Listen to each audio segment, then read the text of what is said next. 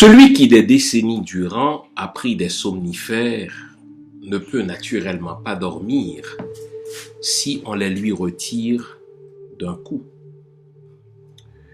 Que l'action des consolations religieuses puisse être assimilée à celle d'un narcotique, voilà qui est joliment illustré par ce qui se passe en Amérique.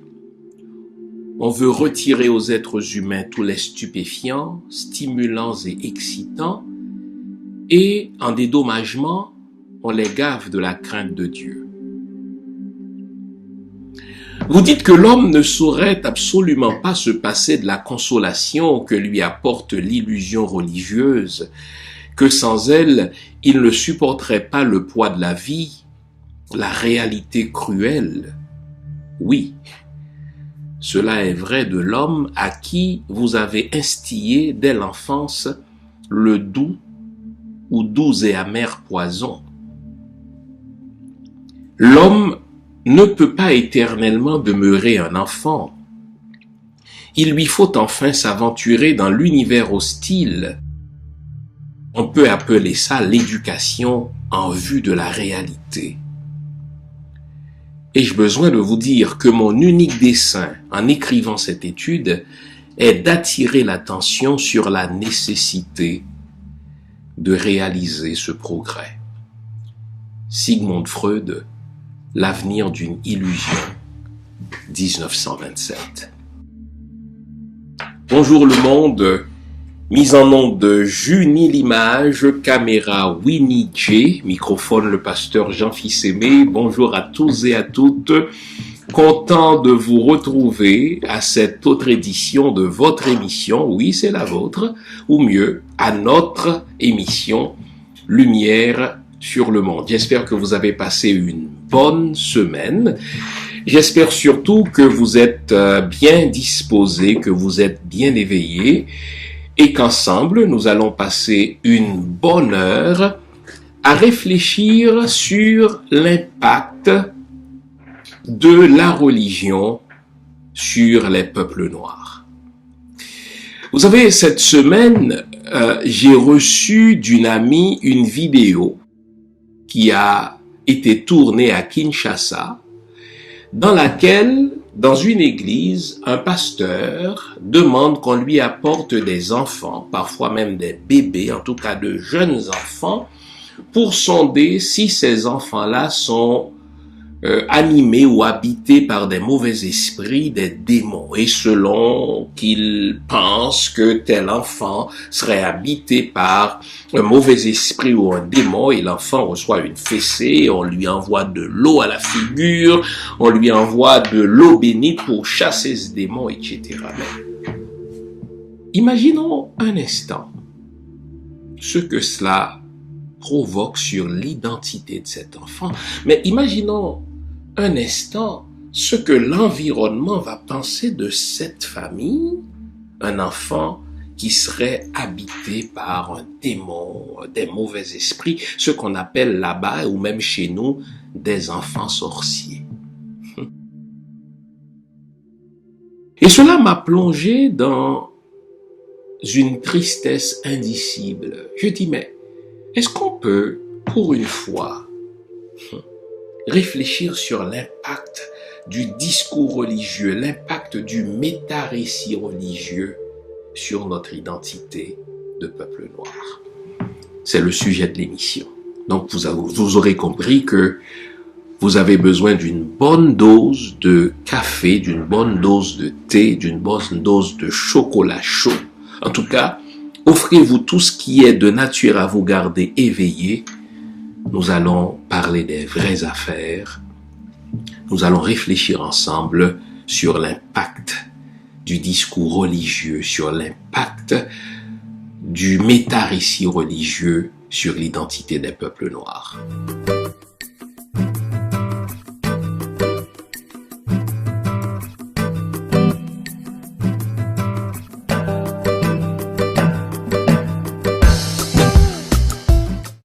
Avant la pause, vous vous souvenez, on s'était dit qu'on allait s'entretenir aujourd'hui de l'impact du discours religieux, l'impact des croyances religieuses sur notre identité en tant que peuple noir. Au fait, vous savez, la COVID-19, quant à moi, recèle au moins une vertu. Vous direz, comment peut-on trouver une vertu à la COVID-19 ? Des gens souffrent, j'en suis conscient, j'en suis désolé, des gens meurent avec tout le cortège de désolation qu'un deuil entraîne. Et pourtant, je persiste. Il y a quand même une vertu, il y a quand même au moins un élément positif à la COVID-19. C'est qu'on a du temps pour réfléchir. Encore faut-il qu'on fasse cet exercice-là. Et vous savez, dans l'exercice de réflexion que nous impose la COVID sur ce qui est primordial par rapport à ce qui est secondaire, sur ce qui est utile par rapport à ce qui est indispensable, j'ai dialogué avec certaines personnes pour qui jusque-là aller à l'église représentait quelque chose d'inconditionnel, quelque chose d'indispensable, quelque chose dont ils ne pouvaient s'imaginer pouvoir se passer un jour. Or voilà que la COVID a imposé un confinement pendant plusieurs semaines, pendant plusieurs mois. Eh bien, on n'a pas pu aller à l'église.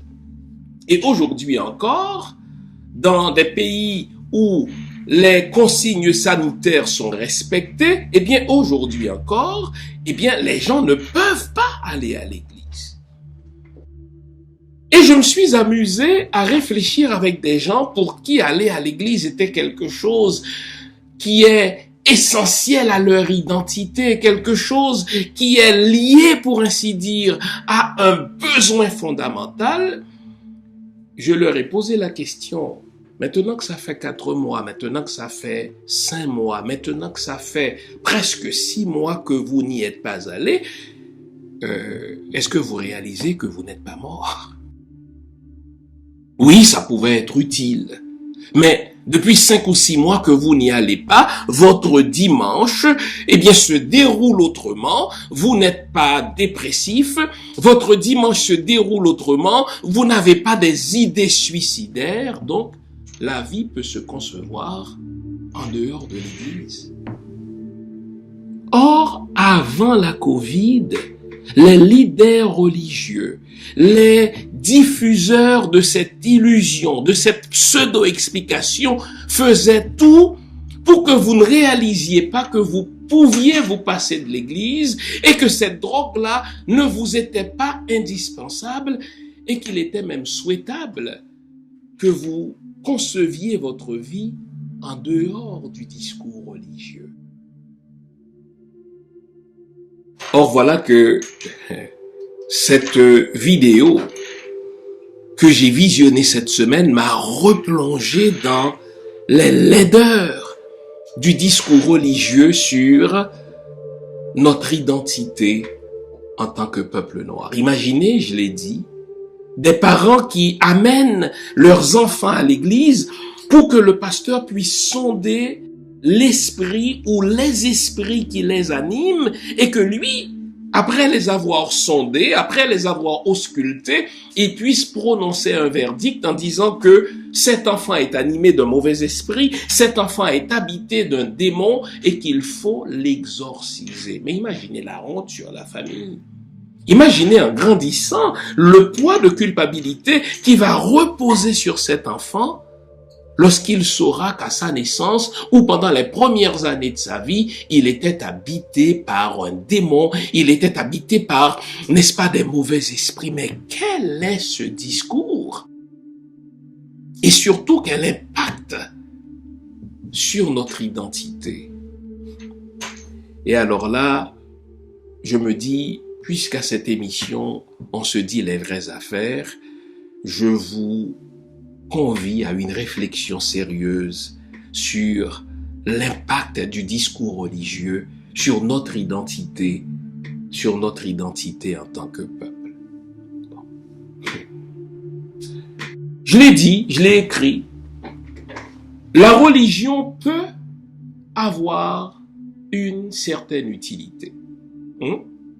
Si on prend la religion pour ce qu'elle est, c'est-à-dire ne serait-ce qu'étymologiquement un rassemblement, eh bien, la religion, si elle n'est pas utilisée avec excès, si on ne la prend pas pour ce qu'elle n'est pas, peut être utile à la socialisation. Au fait, qu'est-ce que la religion sinon qu'un rassemblement? Des gens qui se retrouvent ensemble, des gens qui se regroupent pour réfléchir à autre chose que la matière. Dans la mesure où c'est fait comme ça, c'est utile.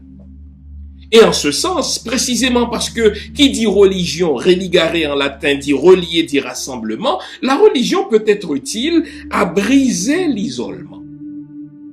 Je conçois que certaines personnes se sentent plus seules à certains moments que d'autres. Je conçois que certaines personnes vivent mal leur solitude. Je conçois que certaines personnes, n'est-ce pas, ne puissent pas accepter de vivre dans l'isolement. Donc, la religion, dans ce sens-là, peut être un remède utile à la socialisation. Pour moi, la religion, c'est a la même valeur, la même utilité que de me déplacer, d'aller voir un ami, que de me déplacer pour aller rendre visite à un parent, que de me déplacer pour aller, je ne sais pas moi, jouer au foot ou jouer au domino avec quelques amis. Mais l'utilité de la religion s'arrête à ces deux éléments-là, la socialisation, et comme une implication de la socialisation, la religion peut aider à briser l'isolement. Mais dès que la religion se pose en véritable explication du monde, dès que la religion se conçoit comme un ensemble de vérités absolues, les problèmes commencent. Au fait, citez-moi n'importe quelle religion et je vous montrerai que toutes les religions reposent sur la prétention d'avoir la vérité. Toutes les religions reposent sur la prétention d'être en connexion directe avec le divin, d'être en connexion directe avec, n'est-ce pas, le monde invisible, auquel cas cette religion-là ou ces religions-là détiendraient la parole de Dieu. Une parole de Dieu qui nous est communiquée soit par un prophète, soit par un chaman, soit par un gourou, soit par un prêtre, soit par un pasteur. La vérité, c'est que ce ne sont que des prétentions. La religion n'a pas de réponse. La religion n'a pas d'explication. La religion, au fait, c'est un ensemble d'illusions. C'est pour ça que je vous ai lu le texte de Sigmund Freud qui demeure d'une pertinence extraordinaire. Les gens qui voient dans le récit religieux une explication de l'origine du monde. Les gens qui voient dans les récits religieux une explication sur la fin du monde. Les gens qui voient dans le discours religieux un remède à leurs problèmes sont véritablement malades. Parce que la religion n'a d'autre but que la socialisation ou briser l'isolement. Comme je l'ai dit, je peux me rendre au cinéma, comme je peux me rendre à une petite fête, la religion sert à cela. L'humain étant un être angoissé, qui se pose plein de questions sur son origine, qui se pose plein de questions sur le sens de son existence, qui se pose plein de questions sur la finalité, n'est-ce pas, de sa vie, eh bien, à un moment donné, il va essayer de trouver des explications, et là, il va se donner des religions. Et vous notez ce que j'ai dit? L'humain va se donner des religions. Il n'y a pas de religion révélée. Moïse n'a jamais été en contact avec un Dieu qui lui a dicté le judaïsme. Jésus n'a jamais été en contact avec un Dieu qui lui a dicté, n'est-ce pas, la religion chrétienne. Ah, regardez, Mohamed n'a jamais été en contact avec un Dieu qui s'appelle Allah et qui lui a dicté une religion. Tout cela, ce sont des foutaises. Dès qu'une religion se pose en explication absolue, les problèmes commencent car la religion n'a pas d'explication, la religion n'a que des pseudo-explications, ce que Sigmund Freud appelle des illusions. Et la COVID-19, pour ceux qui peuvent raisonner, devrait nous aider à tirer cette conclusion. Regardez, il me semble que dans nos religions, les religions dans lesquelles nous avons été élevés, nommez-les le judaïsme, nommez-les le christianisme, nommez-les l'islam, il me semble que dans ces religions-là, on nous avait présenté un Dieu tout-puissant, qui peut tout. Mais si c'était vrai, depuis le mois de décembre 2019, d'où le mot Covid-19, que l'humanité est aux prises avec une pandémie, où sont passés tous les guérisseurs? Quand il n'y avait pas de maladie, quand il n'y avait pas de pandémie, l'Afrique était pleine de ces guérisseurs qui peuvent nous guérir de toutes sortes de pseudo-maladies. En Haïti, il y avait même un monsieur qui pensait pouvait nous guérir du sida grâce à de la punaise mélangée à de la pâte dentifrice. Maintenant qu'il y a une véritable maladie, une maladie objectivement attestée, tous ces guérisseurs-là font précisément ce que ceux qui ne sont pas croyants font. Vous savez quoi? Ils attendent un vaccin. C'est bizarre, hein? C'est bizarre que les généraux de Dieu, c'est bizarre que les prophètes de Dieu, c'est bizarre que les guérisseurs de Dieu, c'est bizarre que les prêtres qui parlaient au nom de Dieu, c'est bizarre que le pasteur qui nous prononçait la parole de Dieu, ils attendent non pas un remède qui viendrait du ciel, ils attendent un vaccin qui va être produit dans les laboratoires d'une compagnie pharmaceutique, lequel laboratoire est sûrement dirigé par des gens qui n'ont absolument aucune conviction religieuse. Donc, la COVID-19 devrait nous ouvrir les yeux sur le fait que tous les problèmes sont humains et ce sont les humains qui doivent résoudre leurs problèmes.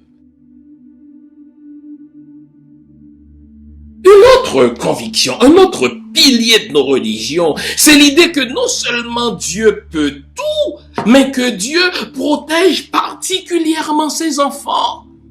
Et c'est d'ailleurs pour cela qu'on nous incitait à nous rendre à la synagogue, à nous rendre à la mosquée, à nous rendre à l'église, c'est pour avoir une protection spéciale de Dieu. Les païens, eux, n'ont pas cette protection-là. Les incroyants n'ont pas cette protection-là. Les infidèles n'ont pas cette protection-là. Mais pour ceux qui croient, eux, ils ont une bénédiction spéciale. Dieu les protège. Ah, je les entends prêcher sur le psaume 46. Dieu qui est pour nous un refuge et un appui, un secours qui ne manque. Écoutez bien l'adverbe. Jamais dans la détresse. Et le psaume ajoute, c'est pourquoi nous sommes sans crainte quand la terre est bouleversée. Vraiment? Si tout cela était vrai, les amis, on ferait clairement le distinguo entre ceux qui, avant la pandémie, allaient à l'église, eux, ne seraient pas du tout affectés par la COVID-19, eux, ne seraient pas du tout morts de COVID-19. Et la COVID-19 attaquerait uniquement les païens, les incroyants, ceux qui ne vont pas à l'église. Or, que constatons-nous? La Covid frappe aveuglément eux ceux qui croient en Moïse, en Jéhovah, eux ceux qui croient en Jésus et ceux qui croient en Allah. Donc la Covid ne fait pas de distinguo entre ceux qui ont des croyances religieuses et ceux qui n'en ont pas. On a enterré des pasteurs. Vous savez, aux États-Unis, il y a un certain nombre de pasteurs qui, quand la pandémie, n'est-ce pas, venait de s'annoncer, disaient, écoutez, nous, on va continuer à fonctionner comme si de rien n'était, parce que le sang de Jésus, le fameux sang de Jésus, est censé nous protéger des pandémies. Et là, ils étaient en mesure de citer des textes. On ne craindra ni la peste qui vole en plein jour, ou l'autre peste qui vole en pleine nuit. foutaise que tout cela. En particulier, il y avait un pasteur qui a défié les consignes sanitaires. Vous savez quoi? Il est mort, baptême. Il est mort de la Covid, malgré le sang de Jésus. Il est mort de la Covid et le sang de Jésus n'a pas su le protéger. Quand est-ce qu'on va ouvrir les yeux sur ces saloperies-là? La Covid devrait être un moment où on dit « Waouh !» On nous a roulé dans la farine pendant 2000 ans. On nous a roulé dans la farine par ce discours religieux-là. Mais si tout ce qu'on nous a dit était vrai, j'attends encore qu'un pasteur, j'attends encore qu'un guérisseur, j'attends encore qu'un chaman, j'attends encore qu'un, nommez-les là, qu'un exorciste, disent, amenez-moi des gens qui sont objectivement testés à la Covid et à l'invocation du nom d'Allah, à l'invocation du nom de Moïse, à l'invocation du nom de Jésus, je vais lui verser de l'eau bénite et on va les retester et là, de positifs qu'ils étaient, ils allaient être négatifs. Mais vous notez que ils ont pris, ces pasteurs-là, ces prophètes de Dieu, ces guérisseurs, ils ont pris les jambes à leur cou comme tout le monde parce qu'on a peur de cette foutue maladie. Il me semble que si on réfléchissait comme des humains, moi, les croyants, ils me font rire, les religieux. Ils veulent tous aller au ciel, pas vrai? C'est leur espérance. Jésus est en train de leur préparer une place. Oh là là! Avez-vous déjà assisté à des funérailles chantées par un pasteur évangélique? Oh là là! Ce pasteur évangélique-là, lui, il a vraiment déjà été au ciel. Il nous décrit les rues. Il nous décrit la place que Dieu est en train de faire. Il nous décrit le repas que Jésus est en train de nous préparer. Mais bravo! Waouh! Si vous y croyez à votre ciel, là, si c'était vrai votre histoire de paradis, si c'était vrai l'histoire de place que Jésus est en train de nous préparer, maintenant que la Covid est un véhicule direct vers la mort, pourquoi vous n'y allez pas? Vous avez peur. Savez-vous pourquoi vous avez peur? Parce que vous réalisez que tout cela était de la fumée. Au fait, c'est de la fumée. Vous réalisez inconsciemment que tout cela c'était de l'illusion, c'est de l'illusion. Donc, dans les religions, on nous vend du vent. Dans les religions, on nous vend des illusions. La Covid, elle est vertueuse en ce qu'elle nous fait réaliser que le discours religieux, c'est un outil que des élites se donnent pour dominer des masses. Je vais reprendre cela. La Covid, elle est vertueuse en ce qu'elle nous fait réaliser que les religions ou les discours religieux, les méta-récits religieux, ce sont des outils que des élites se donnent pour dominer des masses. Prenons un exemple. Nous sommes tous enfants de Dieu. Prenons le récit religieux au pied de la lettre. Nous sommes des enfants de Dieu. Dieu nous a créés, hommes et femmes. Nous sommes créés à sa ressemblance. Mais si Dieu est mon Père, pourquoi Dieu choisit de parler toujours par un de mes frères, toujours le même ou l'une de mes sœurs là, et puis il me parle jamais à moi directement? S'il est mon Père, pourquoi passe-t-il par un prophète qui est toujours le même? Pourquoi passe-t-il par un pasteur qui me prononce sa parole chaque dimanche ou un prêtre du haut de la chair? Mais hey, est-ce qu'il n'est pas mon Père aussi? Pourquoi passe-t-il par un intermédiaire pour me parler?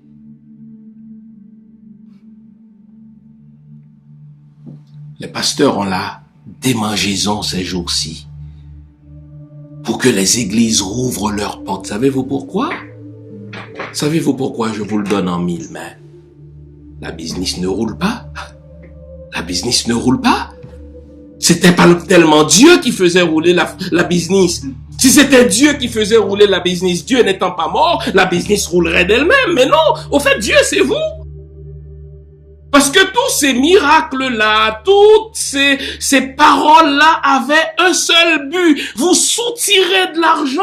Maintenant que vous avez peur, et vous avez raison d'avoir peur, d'aller dans la business, eh bien, des portes d'église se ferment et les pasteurs Ils tremblent dans leurs pantalons. Mais c'est à nous de leur demander, mais il me semble que Dieu peut tout là.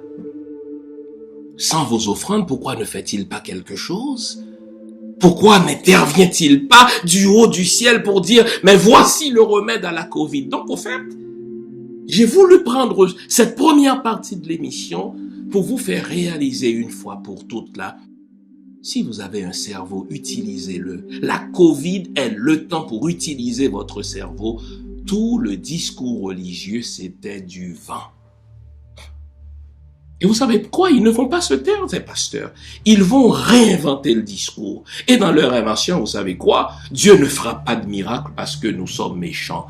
Oh, quelle trouvaille! Mais quelle contradiction! Un Dieu d'amour qui décide de punir 7 milliards de ses enfants, y compris ceux qui croient en lui et ceux qui ne croient pas en lui parce qu'il est fâché. Mais quand est-ce qu'il va assumer une responsabilité, ce Dieu? C'est toujours les autres qui ont tort. Il y a une pandémie, c'est pas lui, c'est moi. C'est lui qui a créé le monde, ça va mal, c'est pas lui, c'est moi. Il est un Dieu d'amour, mais il est fâché. Il sème la mort autour de moi et je dois revenir à ses pieds pour lui demander pardon. Tenez, ça c'est une chose que la Covid nous révèle. Le Dieu des religions est à l'image des élites. Je vais reprendre ça. Si vous lisez l'image du Dieu de l'Ancien Testament, par exemple, mais c'est l'image des rois. Exemple, un Dieu qui veut qu'on l'adore, mais il est complexé ou quoi? C'est un névrosé? Qu'est-ce que ça fait à Dieu de venir chaque sabbat, chaque dimanche? Nous t'adorons, nous t'aimons, mais enfin, tu le sais. Pourquoi tu m'emmènes à revenir chaque samedi, chaque dimanche? Non! Ce Dieu-là est à l'image des rois qui voulaient que leurs sujets, n'est-ce pas, soient à leurs pieds pour s'assurer qu'ils les dominent. Quel est ce Dieu qui, dans le psaume 50, nous dit que tout lui appartient, l'or et l'argent lui appartiennent. Et Dieu ajoute, si j'avais faim, je ne vous l'aurais pas dit. Et pourtant, il veut mon offrande. Vous ne réalisez pas que c'est à l'image des rois qui voulaient que les humains leur apportent, n'est-ce pas, tout ce qu'ils avaient pour asseoir leur supériorité sur eux? Un Dieu jaloux. Mais quelle est cette connerie? Dans tous les livres religieux, ils vous disent, écoutez, que la jalousie est un péché. Il faut pas jalouser son frère, il faut pas envier l'autre. Mais c'est un péché pour nous, mais Dieu, il se permet d'être jaloux. Vous n'aurez pas d'autre Dieu devant ma face, parce que l'Éternel, votre Dieu, est un Dieu jaloux. Mais si vous me mettez en garde d'avoir d'autres dieux devant votre face, c'est qu'il y a d'autres dieux. Hey! Et pourtant, ce même livre vous dit, mais il n'y a qu'un Dieu. Ok, mais ce même Dieu qui prétend être unique, il vous dit, vous n'aurez pas d'autres dieux devant ma face. Donc, il y en a d'autres dieux. Vous me cachez des choses. Moi, l'Éternel, votre Dieu, je suis jaloux. Wow! Il est possessif, Dieu. Mais vous n'imaginez pas que c'est un Dieu qui est à l'image des élites. Quand quelqu'un règne sur vous, il veut s'assurer de votre loyauté pour ne pas lui porter des coups d'État, pour ne pas provoquer des renversements. Donc il dit, vous devez m'être loyaux. Donc on projette ça sur Dieu. Dieu est un produit social, les amis. C'est un construit social. Vous savez, pendant la Covid, vous ne le réalisez pas, mais vous êtes devenu un petit peu plus riche là. Ah, quand je vous ai dit que la Covid est vertueuse, ne réalisez-vous pas que vous êtes devenu un petit peu plus riche? Offrande, dîme, offrande de Salomon, celle-là on l'invente. Offrande d'amour, offrande pour le pasteur. À chaque fois qu'il y a un service, il y a une satanée offrande. Mais là, depuis que vous n'y allez pas, le pasteur, qui est pourtant le fils chéri de Dieu, c'est lui qui est dans la grosse M, dans la merde. N'ayons pas peur du mot, parce que votre argent, il reste chez vous. À moins qu'il ne vous appelle pour vous dire, j'envoie tel diacre le chercher, ou bien qu'il vous dise, vous pouvez faire un virement, parce que même si les portes de l'église sont fermées, mais les dépenses continuent, mais qu'est-ce que Dieu fout, merde? Pourquoi n'intervient-il pas? Le discours religieux, les amis, c'est l'exploitation d'une masse taillable et corvéable à merci par une élite qui a besoin de nous dominer et qui trouve le filon extraordinaire pour le faire, se faire passer pour la parole de Dieu, c'est-à-dire la parole absolue, celle qu'on n'a pas le droit de discuter, celle qu'on n'a pas le droit de remettre en question. Un Dieu qui veut être adoré, un Dieu qui veut des offrandes, un Dieu qui est loyal, qui veut notre loyauté et qui nous menace et qui nous promet au contraire que si nous lui sommes loyaux, nous serons bénis. Mais en parlant de bénédiction, si nous sommes tous les enfants de Dieu, pourquoi les bénédictions du pasteur sont toujours plus grandes que les vôtres? Si nous sommes tous les enfants de Dieu, pourquoi c'est toujours le pasteur qui gère les offrandes qui sont données à Dieu? Où est l'adresse de Dieu?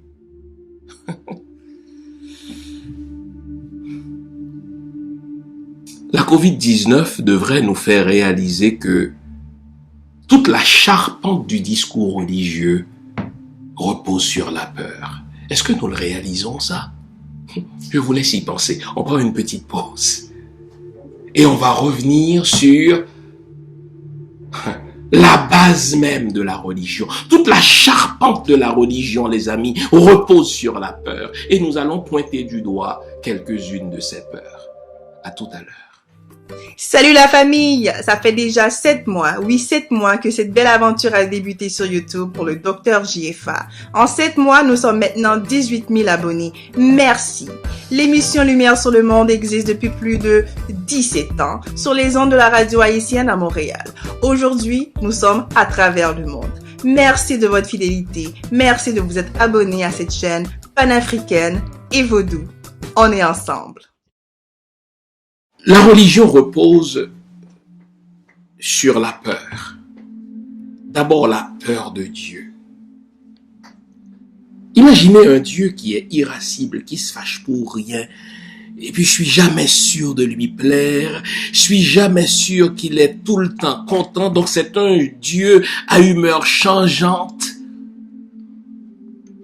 Donc, je suis bien obligé d'être sur mes gardes parce que je ne sais jamais quand ce Dieu-là, peu importe la religion, je ne sais jamais quand ce Dieu-là va se fâcher, donc je suis sur mes gardes.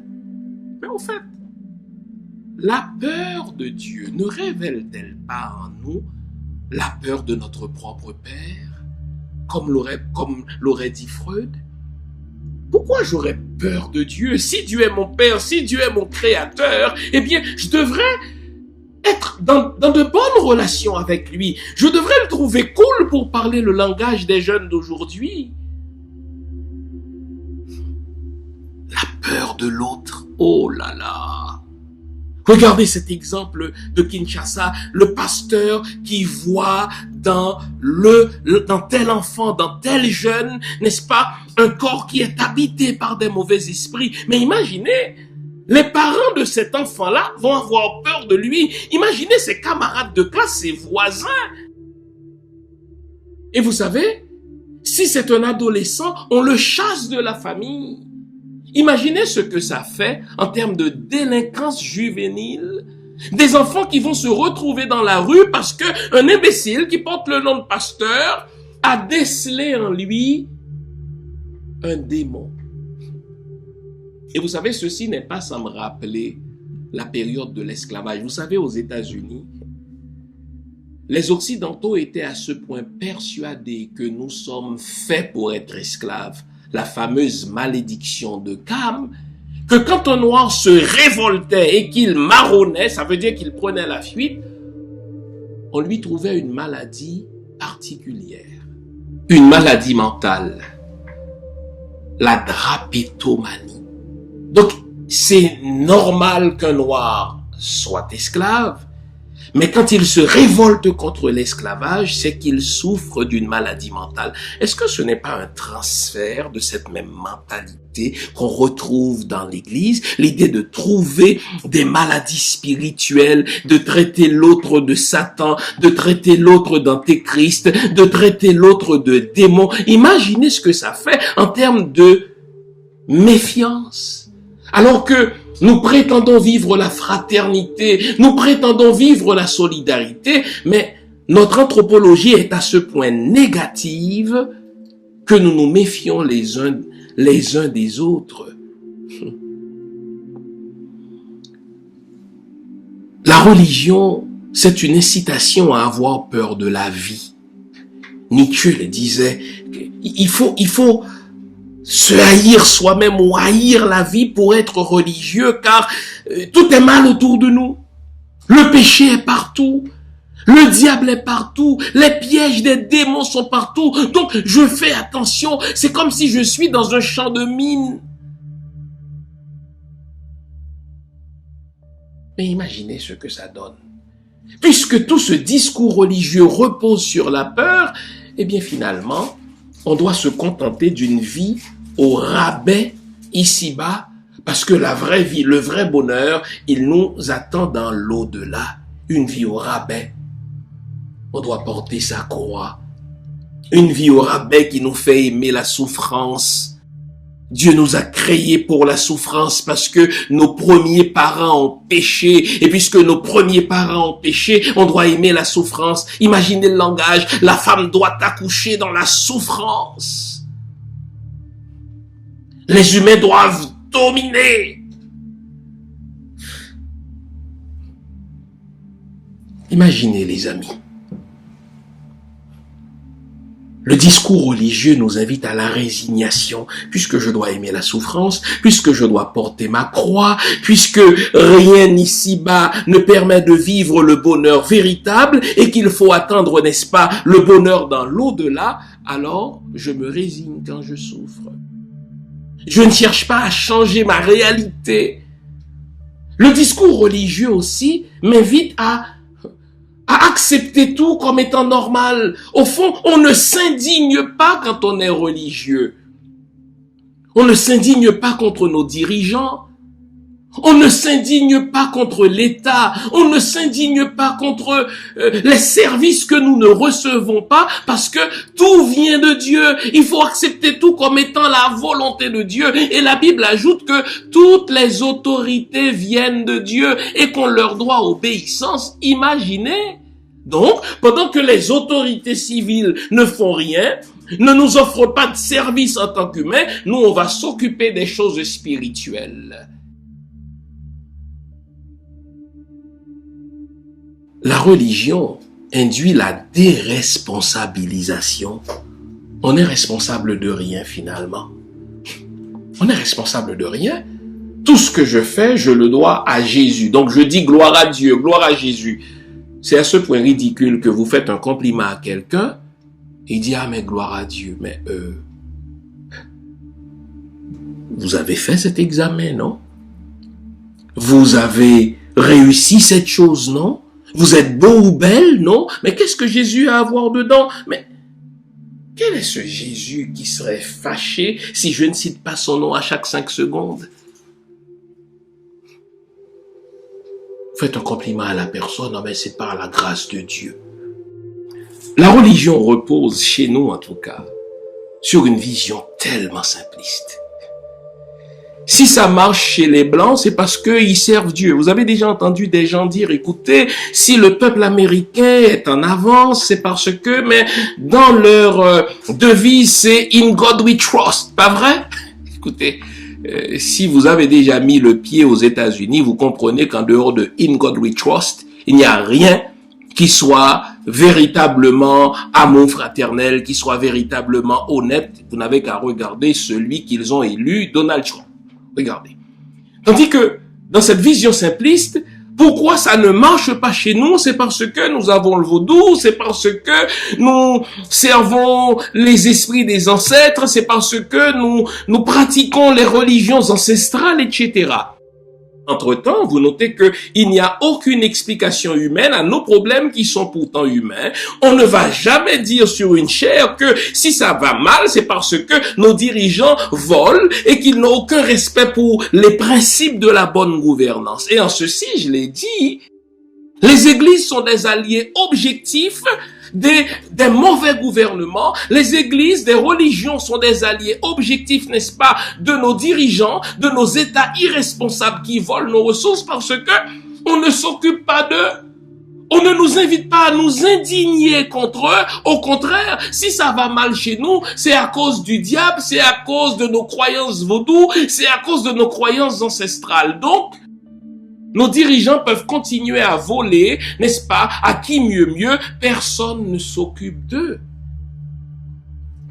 Les religions exploitent nos crises personnelles et collectives.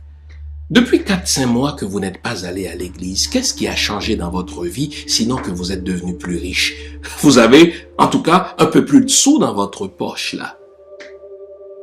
Vous y alliez à l'église parce que on vous faisait croire que la solution à vos problèmes passe par la fréquentation de l'église et que si vous n'y allez pas, Jésus va se fâcher et que Dieu refusera de répondre à vos prières, Dieu refusera d'exaucer vos prières.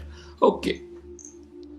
Maintenant que les 7 milliards d'humains ont une seule prière, vous savez laquelle? Cette seule prière, pour une fois, tous les humains s'entendent sur une prière. Dieu, trouvez-nous un remède à cette maladie. Il répond pas. Qu'est-ce qui vous fait croire? Ou qu'est-ce qui vous a fait croire que, en y allant pendant toute votre vie, la réponse se trouvait dans l'église? Mais ne réalisez-vous pas que c'est des paroles en l'air? Ne réalisez-vous pas que ce sont justement des illusions? La religion exploite vos crises. Vous êtes seul, le pasteur va profiter de cela. Vous avez des doutes, le pasteur va profiter de cela. Mais justement, pourquoi avez-vous besoin dimanche après dimanche que quelqu'un vous assure que ça va bien aller? Mais dites-le vous là. Pensez-y un instant. Vous allez à l'église pour que le pasteur vous parle de Satan. Ah oui, bien sûr. J'ai déjà mené une enquête au terme de laquelle j'ai réalisé que Satan est utilisé plus de fois que Jésus. On a besoin de Satan pour que Jésus puisse rayonner. S'il n'y a pas de Satan, il n'y a pas de Jésus, parce que si Satan est responsable de notre perdition, de notre perte, et que Jésus soit responsable de notre salut, eh bien, il faut que nous soyons perdus pour que Jésus rayonne.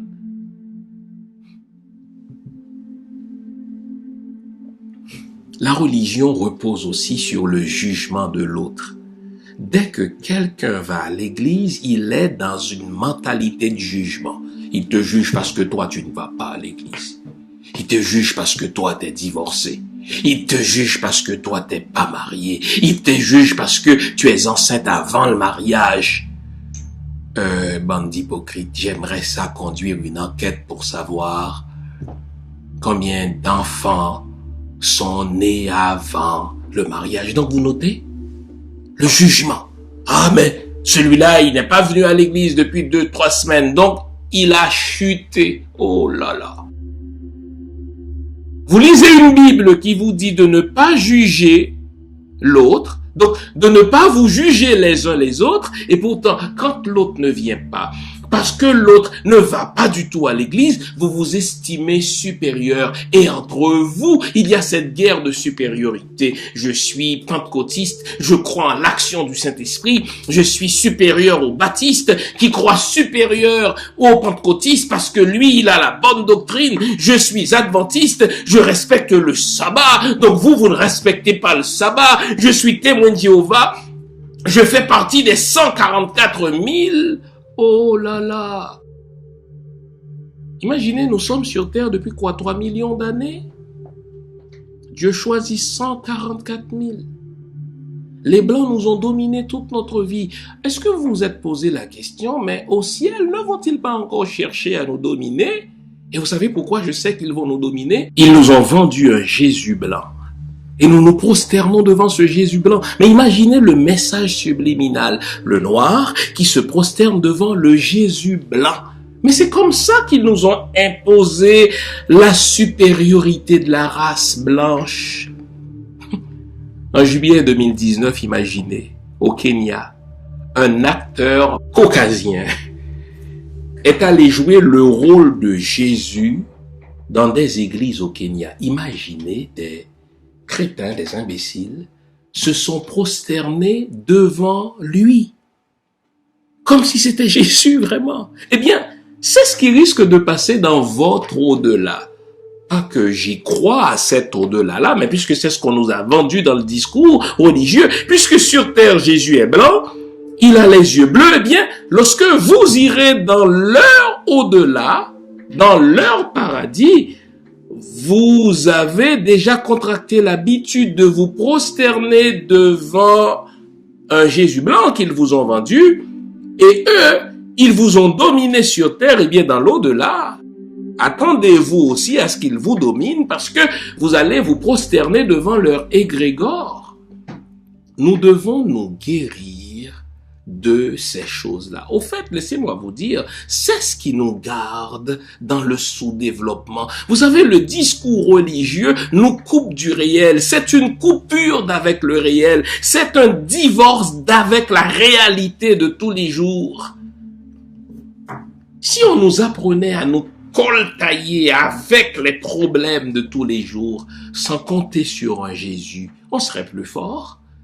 Si on nous apprenait, n'est-ce pas, que si ça va mal, ce n'est ni la faute du bon Dieu, ni la faute du diable, c'est parce que nos choses sont mal gérées, eh bien, on ferait déjà des révolutions. Le discours religieux nous invite et nous garde dans la résignation que nous confondons avec la résilience. Vous savez, quand on parle des peuples noirs, on va toujours dire, ah oui, ils sont tellement résilients. Quand on nous parle du peuple haïtien comme d'un peuple résilient, je n'aime pas ça. Parce que derrière le mot résilient, ce qu'ils veulent dire au fait, c'est qu'on se résigne par rapport à tout. Le tremblement de terre a laissé pendant un premier temps des millions de sans-abri. On a volé des ressources pendant des siècles, mais parce que nous sommes résilients, dès le lendemain, on a recommencé à dire merci à Jésus parce que il nous a sauvés. Vous entendez le langage? Jésus leur prépare un repas. Il ne regrette pas de n'y être pas allé plus tôt. Il remercie Jésus parce que Jésus leur a sauvé la vie. Vous notez la contradiction? Les amis, c'est tout ce discours-là, ce sont toutes ces croyances-là, ce sont toutes ces balivernes-là qui nous empêchent véritablement d'aller de l'avant et qui, au fait, nous empêchent de nous aimer. Car, au fait, pensez-vous que la religion nous apprenne à nous aimer? Un Dieu qui me culpabilise tout le temps. Un Dieu qui me dit, je suis né dans le péché, je suis qu'un ver de terre et que j'ai besoin du sang de Jésus pour être sauvé. Mais là, je ne suis jamais tout à fait sûr d'être sauvé. Mais bon Dieu, nos prédicateurs nous enseignent que nos pays sont maudits. Nos prédicateurs nous enseignent que nous sommes sous une malédiction. Est-ce que nous nous aimons? Quand tout le temps nous avons des démons, quand tout le temps il y a un mauvais esprit, quand tout le temps nous sommes aux prises avec des histoires de diablerie, délivrons-nous de cela. Au fait, la véritable révolution du peuple noir passera par une révolution dans ses croyances religieuses. Regardez à quel point la religion nous divise. Je pensais à ce verset de la Bible, « Ne vous mettez pas avec les infidèles sous un joug étranger. » Au fait, au moment où nous traversons des crises de toutes sortes, nous avons besoin plus que jamais de nous mettre ensemble. Nous avons besoin d'être ensemble pour combattre la famine. Nous avons besoin d'être ensemble pour penser ou repenser notre éducation, notre système d'éducation. Nous avons besoin d'être ensemble pour mieux gérer nos ressources. Nous avons besoin d'être ensemble pour nous élever. Nous sommes au bas de l'échelle. Lorsque nous nous comparons aux autres peuples, mais nous sommes en retard. Nous sommes même absents. Et aujourd'hui, on laisse un Jésus nous diviser. Come on, les amis. Come on. La dernière chaîne dont nous devons nous débarrasser, c'est la chaîne religieuse. Et celle-là, elle est dans notre esprit. Elle nous empêche de penser grand. Elle nous empêche de penser en frère. Quand on fait le bilan des religions occidentales chez nous, qu'est-ce que ça donne sinon que la division? Qu'est-ce que ça donne sinon que le jugement? Réveillons-nous, unissons-nous. Et si c'est à cause de la religion que nous nous haïssons, si c'est à cause de la religion que nous sommes méfiants les uns des autres, si c'est à cause de la religion que nous nous croyons incapables de gérer nos territoires, eh bien, débarrassons-nous de nos religions. Au fait, je vais terminer par les paroles d'une chanson de ce grand rappeur américain Tupac, qui se demande si dans le paradis il n'y aura pas des ghettos. Si ceux qui nous ont amené le christianisme nous ont enfermés dans des ghettos, pourquoi dans l'au-delà cela serait différent? Pensons-y, les amis. La religion nous divise. Nous avons besoin de nous réunir, nous avons besoin de nous entendre pour régler nos affaires. Car s'il y a une chose que la Covid prouve et qu'elle est en train de prouver, si tous les problèmes sont humains, les solutions aussi sont humaines. C'est pas Dieu qui va faire un vaccin. Et lorsque ce vaccin aura été trouvé, c'est pas Dieu qui va nous l'inoculer. Ce sont des humains qui font des recherches, c'est eux qui vont le trouver. Travaillons en tant qu'humains, travaillons en tant que frères et réglons nos problèmes d'identité, nos problèmes de peuple, et allons de l'avant. Au fait, qu'on me comprenne bien, je ne vous demande pas de renoncer à toute croyance. Au fait, ça vous regarde, vos croyances. Quand vos croyances vous empêchent de régler vos problèmes humains, il faut les remettre en question. Merci de votre attention une fois de plus. N'oublions pas ce que nous faisons d'ailleurs très bien dimanche après dimanche. Nous likons, nous partageons dans nos réseaux respectifs ce qui se fait à cette page et surtout, nous nous abonnons. Et si nous le faisons déjà, invitons les autres à le faire pour que la famille de l'émission Lumière sur le monde s'agrandisse jour après jour. Merci de votre attention. À la semaine prochaine.